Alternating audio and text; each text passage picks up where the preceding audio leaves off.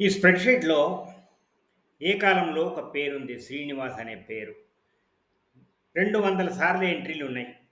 అందులో 30 సార్లు wrong spelling ఉంది. నా పేరు శ్రీనివాస్ అయితే కరెక్ట్ స్పెల్లింగ్ ఎట్లా ఎంటర్ చేసుకోగలుగుతాను నేను? అన్నిట్లలో. ఒక్కొక్క దానిలోకి వెళ్లి మనం కరెక్ట్ స్పెల్లింగ్ టైప్ చేయాలనా? మరి ఇంకేదైనా మార్గం ఉన్నదా?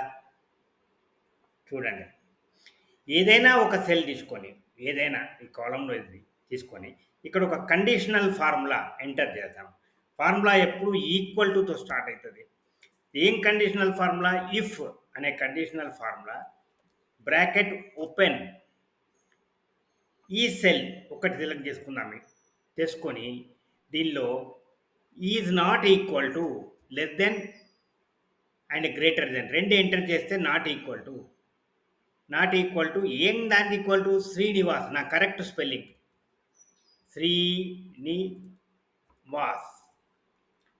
అప్పుడు ఏం చేయాలి?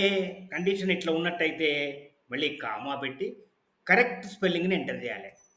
శ్రీనివాస్, శ్రీనివాస్. దీన్ని ఇన్వర్టెడ్ కామాస్ క్లోజ్, తర్వాత బ్రాకెట్ క్లోజ్ ఎంటర్ చేశాను. చూసారా, కరెక్ట్ స్పెల్లింగ్ ఎంటర్ అయింది ఒకటే దాంట్లో.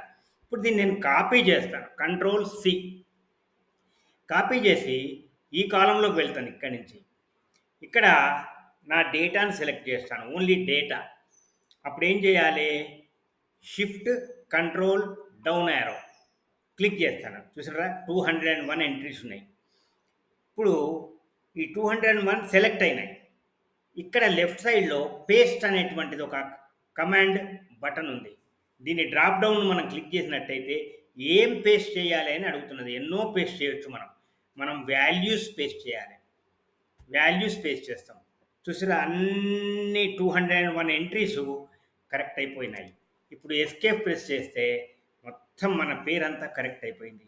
ఈ రకంగా 10,000 ఎంట్రీస్లో మన పేరు 250 సార్లు తప్పుపడితే కూడా మనం ఈ రకంగా కరెక్ట్ చేసుకోవచ్చు. ఇది డేటా ఎంట్రీలో కరెక్ట్ అయినటువంటి షార్ట్ కట్. తర్వాత ఇంకొకటి ఏంటంటే డేటా అనాలిసిస్లో చాలా చాలా ఉపయోగం.